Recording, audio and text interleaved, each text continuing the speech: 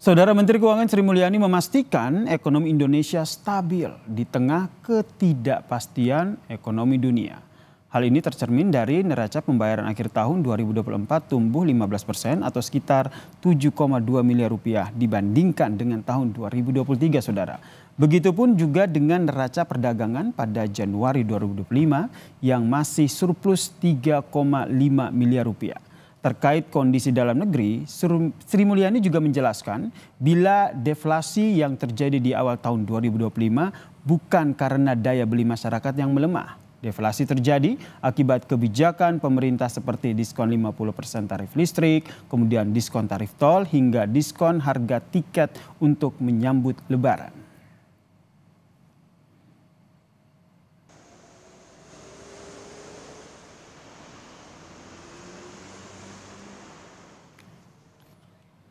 Penjelasan Menteri Keuangan yang bilang ekonomi kita terjaga tentu melegakan, saudara. Tetapi pemerintah tidak boleh lengah karena sejumlah indikator ekonomi masih berstatus waspada. Indikator pertama adalah kondisi APBN yang sudah tekor di awal tahun, saudara. Per Februari 2025 APBN mengalami defisit 31,2 triliun rupiah. Kondisi ini agak berbeda bila dibandingkan dengan tahun-tahun sebelumnya di mana defisit umumnya terjadi di pertengahan tahun.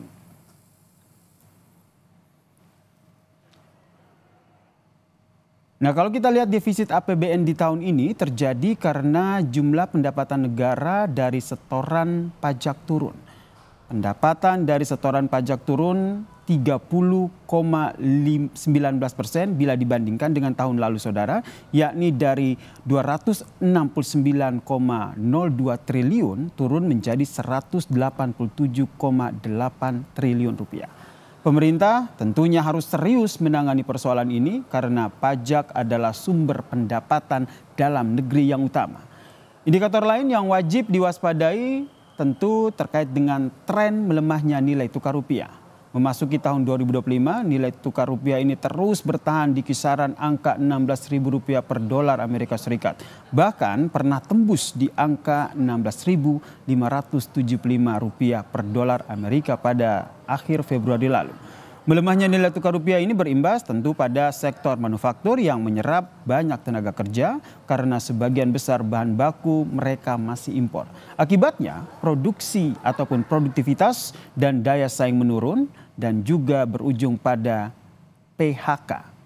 Di sisi pemerintah tentunya, saudara, melemahnya nilai tukar rupiah juga menguras cadangan devisa kita dalam menstabilkan nilai tukar rupiah sehingga membayar utang luar negeri yang jatuh tempo. Terkurasnya cadangan devisa tentu saja mempengaruhi kepercayaan investor untuk berinvestasi.